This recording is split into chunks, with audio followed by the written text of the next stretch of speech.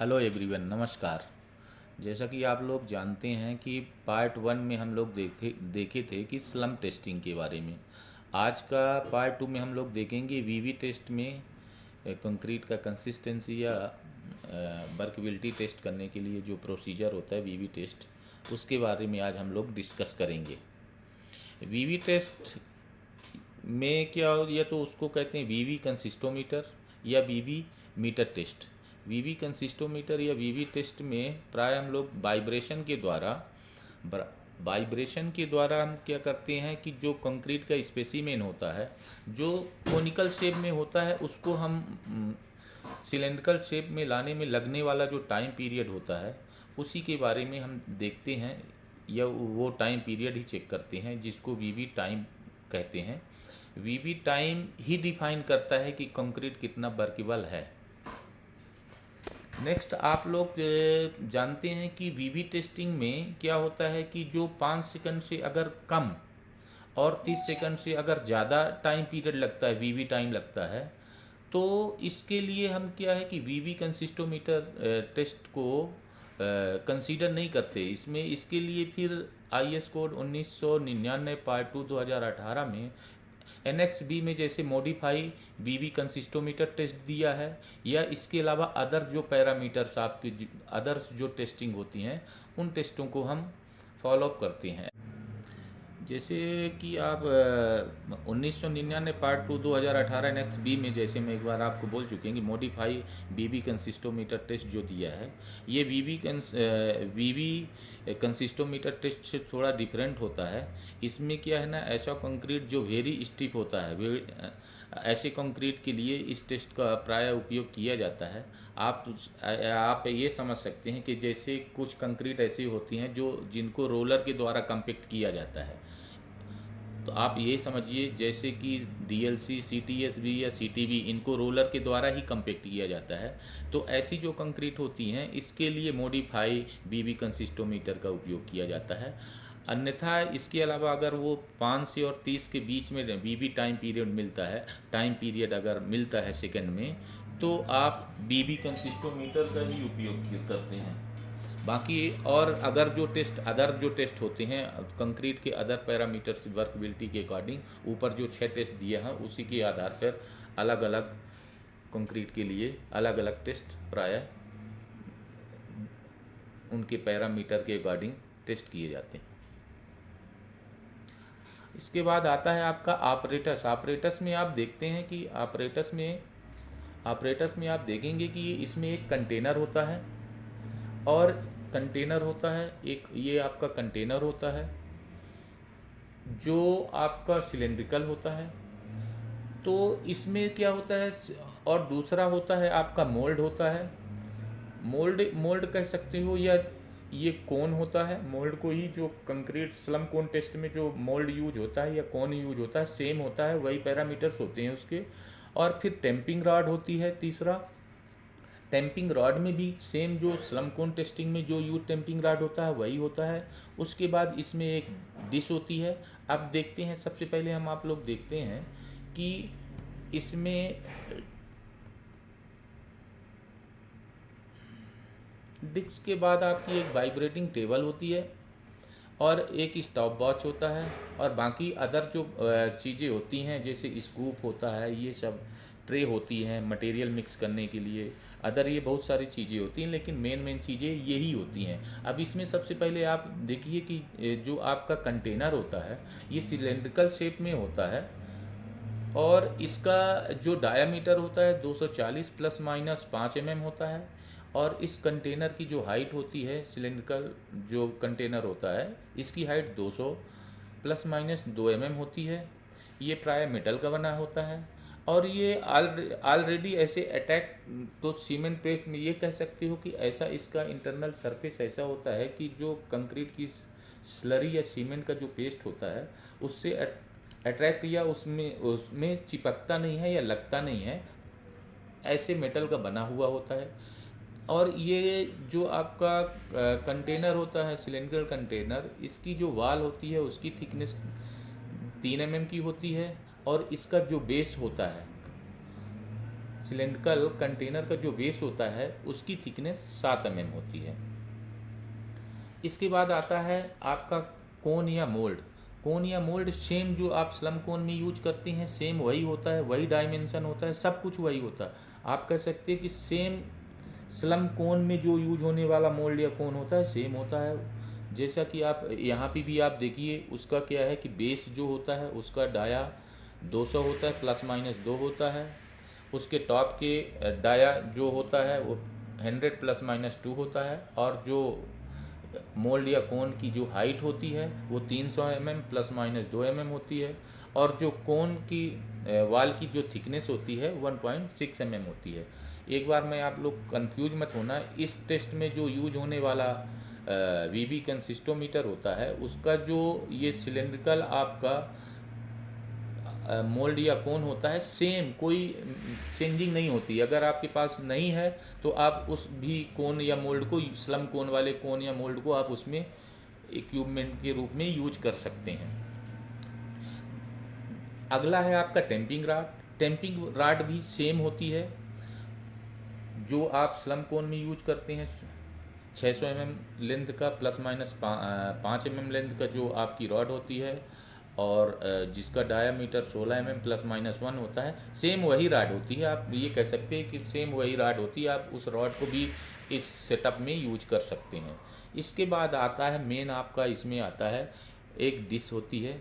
अब डिश क्या होती है, आप यहाँ प्राय देखेंगे कि डिश होती है। डिश में क्या होती है, ट्रांसपेरेंट डिश होती है।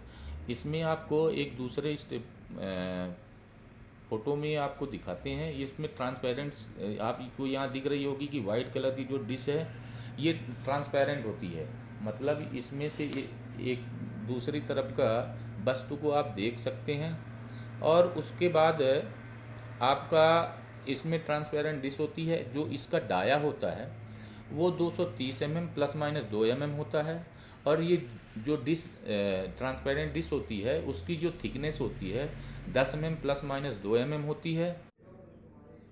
इसके बाद ये अब जो आपका ट्रांसपेरेंट सीट होती है, आपका डिश होता है, सॉरी डिश होती है जो, तो उसके ऊपर एक काउंटर वेट लगा होता है। और इसमें एक स्केल रॉड होती है। स्केल रॉड में आपका ग्रेजुएट स्केल रॉड होती है। और इसमें क्या है, हर एक खाने 5 mm के लिस्ट काउंट के मेंशन किए होते हैं।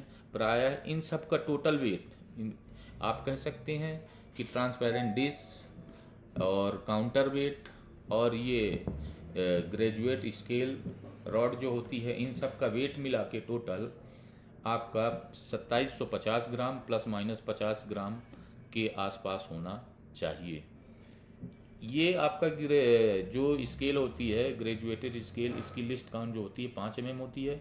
और यही जो रॉड होती है इसका उपयोग प्राय आपको स्लम मेजर करने में, बीबी मीटर में जो स्लम टेस्ट जो किया जाता है वो उसके स्केल में जो वैल्यू आती है वही उसका स्लम वैल्यू होती है। इसके बाद आता है आपका वाइब्रेटिंग टेबल। इसमें वाइब्रेटिंग टेबल में आपका देखेंगे कि वाइब्रेटिंग टेबल में क्या होता है कि एक इसका आप सबसे नीचे देख रहे होंगे कि एक इसका बेस होता है। इसके ऊपर का जो पार्ट होता है, इसके ऊपर का जो ये पार्ट होता है ये आपका वाइब्रेटिंग टेबल होता है। वाइब्रेटिंग टेबल जो आपकी होती है इसकी जो लेंथ होती है 380 mm ±3 mm।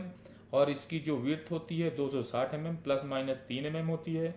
इसके सपोर्टिंग के लिए चारों कोनों पे कह सकते हो, टेबल के चारों कोनों पे 4 रबर के शॉक अब्जॉर्बर लगे होते हैं, या कह सकते हो शुद्ध आप ऐसे बोल सकते हो कि 4 शॉकअप लगे होते हैं, सीधे ये कह सकते हैं। इनका काम ये होती है कि जब वाइब्रेटिंग टेबल चलता है, इसमें जब वाइब्रेशन होता है तो इन शॉकअपों का काम होता है कि इसका वाइब्रेशन को बेस में रिलीज होने नहीं देता है। मतलब ये बेस में इसको वाइब्रेशन नहीं होता, तो इससे इसका मतलब ये हुआ, इन शॉकअपों का अर्थ ये हुआ, इनका लगाने का रीज़न ये होता है कि जो अपना वीवी कंसिस्टोमीटर है वो डिस्टर्ब ना हो, हिले डुले ना, इसलिए इन शॉकअपों का उपयोग किया जाता है, क्योंकि जिससे कि बेस इनका फिक्स रहे।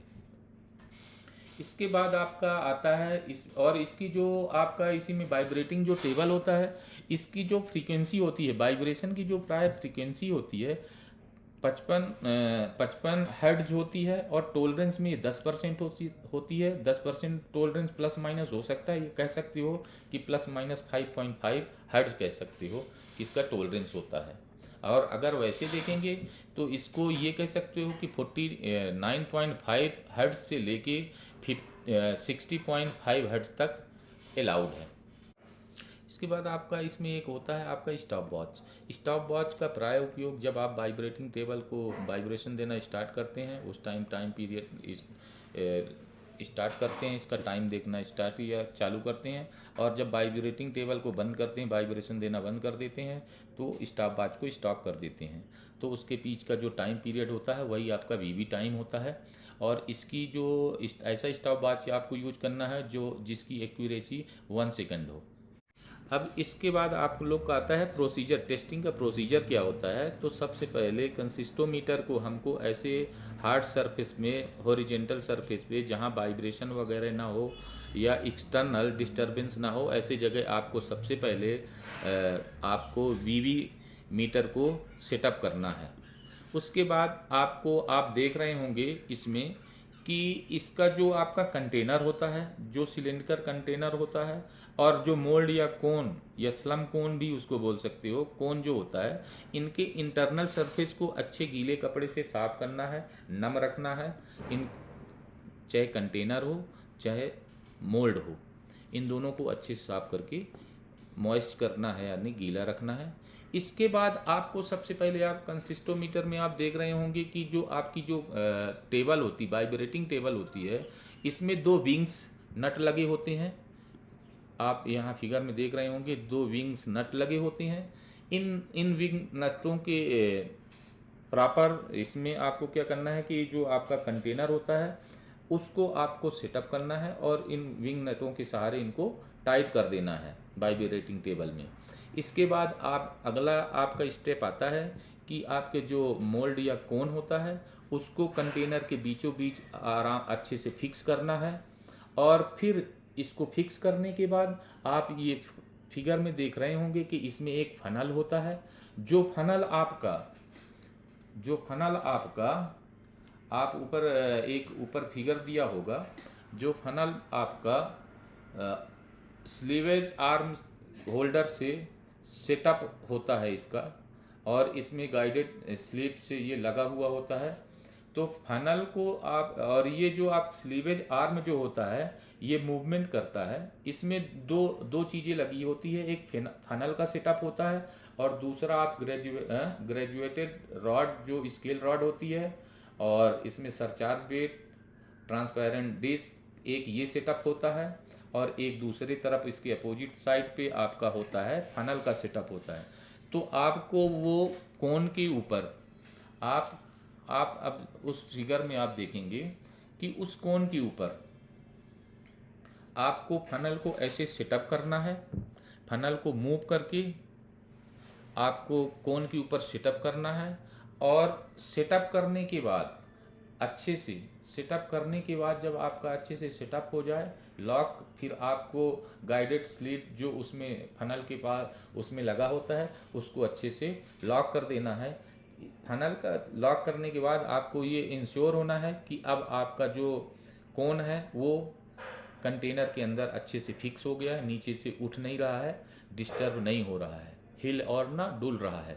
फिर जब आप ये इंश्योर हो जाओ तो इसके बाद आप क्या करना है आपको, उसके बाद फिर आप समझ लो कि आपका फनल का वर्क 2 ही होता है। आप या तो आपके जो कोन या मोल्ड होता है उसको फिक्स करके जाम करके रखना, और दूसरा उस फनल के माध्यम से कंक्रीट को स्लम मोल्ड के अंदर, या मोल्ड कह दो या कोन के अंदर पोर जब करते हैं और टेम्पिंग करते हैं तो डिस्टर्ब नहीं होने देना, एक्सेस कंक्रीट जो स्लम के अंदर बाहर ना निकल पाए या उस कंटेनर में ना जाए कंक्रीट।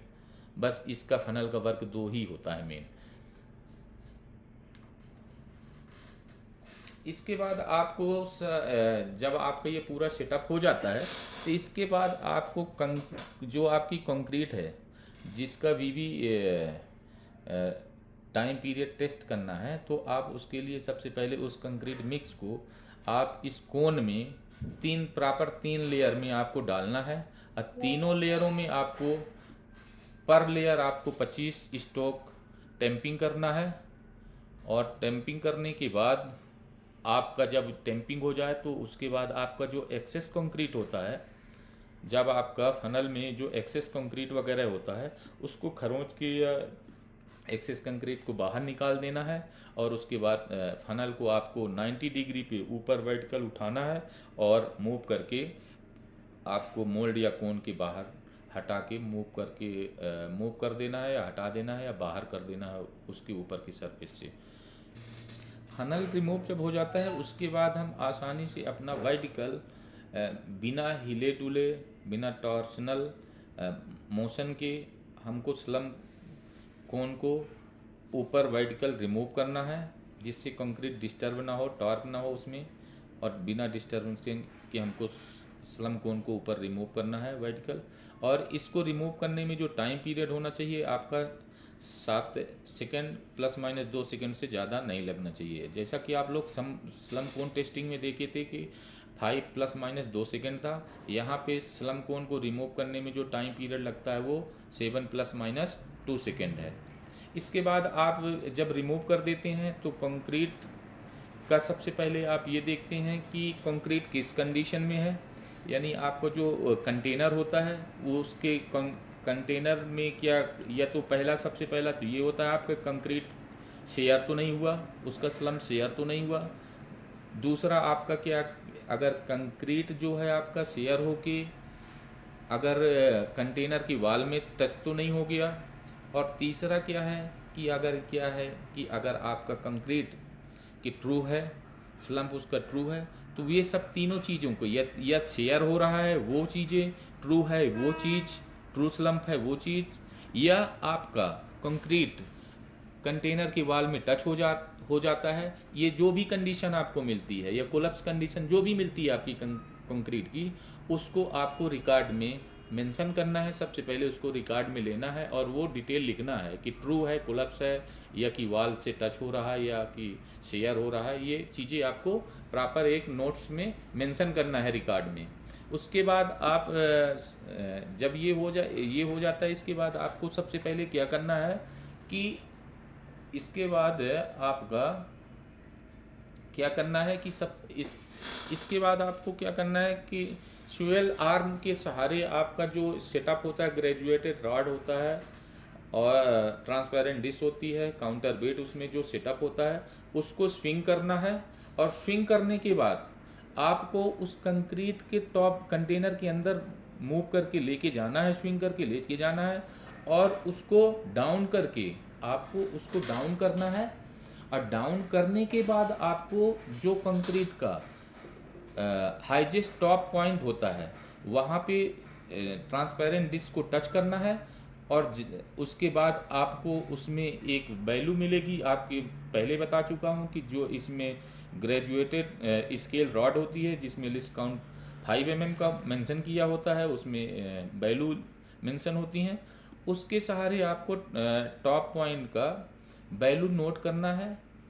और फिर इसके बाद नोट करने के बाद आपको वहाँ पे उसको लॉक कर देना है, अच्छे से लॉक करके ही वैल्यू को टच करना, मेजर करना है। तो ये आपकी प्रायः ए वैल्यू कहलाएगी,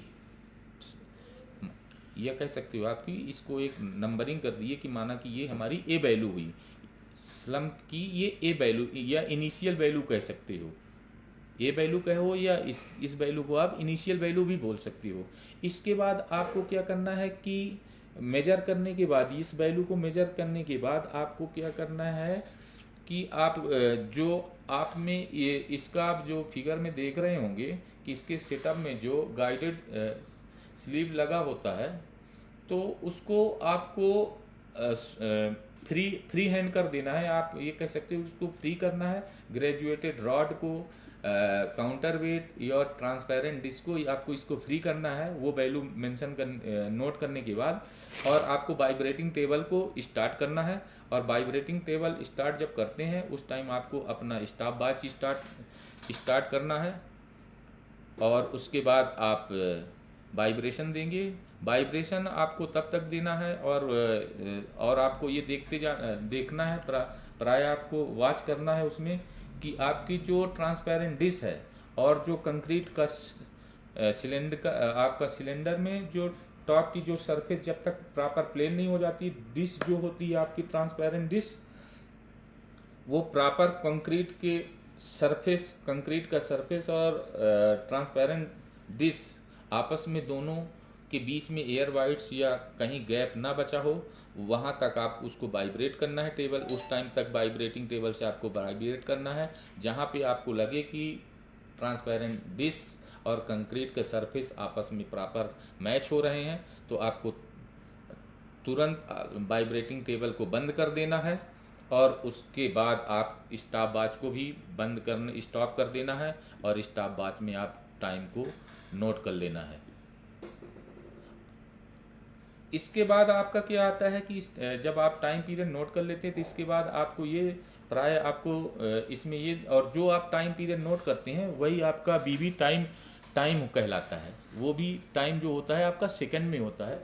और आपको सबसे नोट्स में आप ये समझिए कि सबसे प्रॉपर ये आपको टेस्ट पूरा कंप्लीट होने में जो टाइम पीरियड लगता है वो आपका 5 मिनट से ज़्यादा टाइम पीरियड नहीं होना चाहिए। और एक और चीज़ होती है इसमें, जब इनिशियल में टॉप सरफेस में आप स्लम कोन जब आप उठाए थे उस टाइम, उसके बाद आप स्विंग करके स्वेबल आर्म को स्विंग किए थे और ग्रेजुएट रॉड की सहारे ट्रांसपेरेंट डिस्क के सहारे आप ए वैल्यू जो नोट किए थे ग्रेजुएटेड रॉड के स्केल में ए वैल्यू जो नोट किए थे, उसके बाद जब आपका सरफेस जब स्टॉप वॉच ऑफ करते हो और आप वाइब्रेटिंग टेबल जब बंद कर देते हो, उसके बाद भी आपको ग्रेजुएटेड रॉड के स्केल पैरामीटर को आपको मेजर करना है और पढ़ना है। और उसमें उसके बाद जो वैल्यू आती है वो आपकी बी वैल्यू होती है।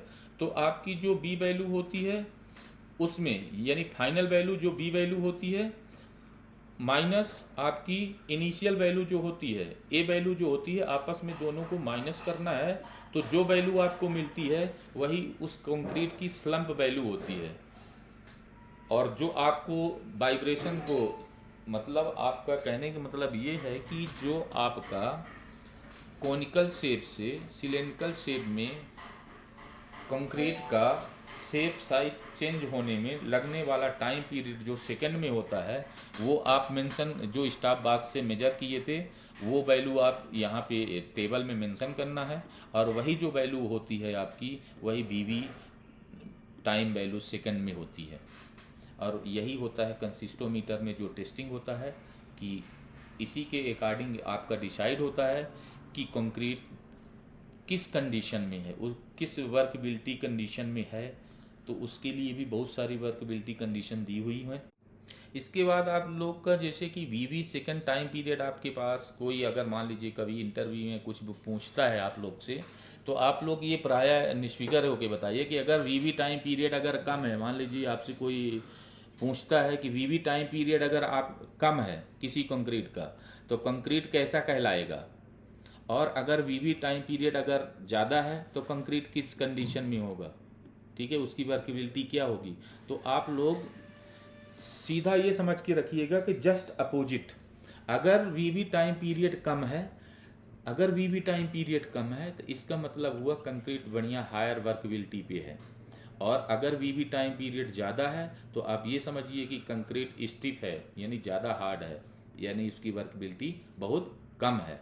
तो जैसे जैसे वीवी टाइम पीरियड बढ़ता जाता है कंक्रीट की वर्केबिलिटी कम होती जाती है, और जैसे जैसे वीवी टाइम पीरियड कम होता है तो उसकी वर्केबिलिटी कंक्रीट की बढ़ती है। यही इससे शो होता है।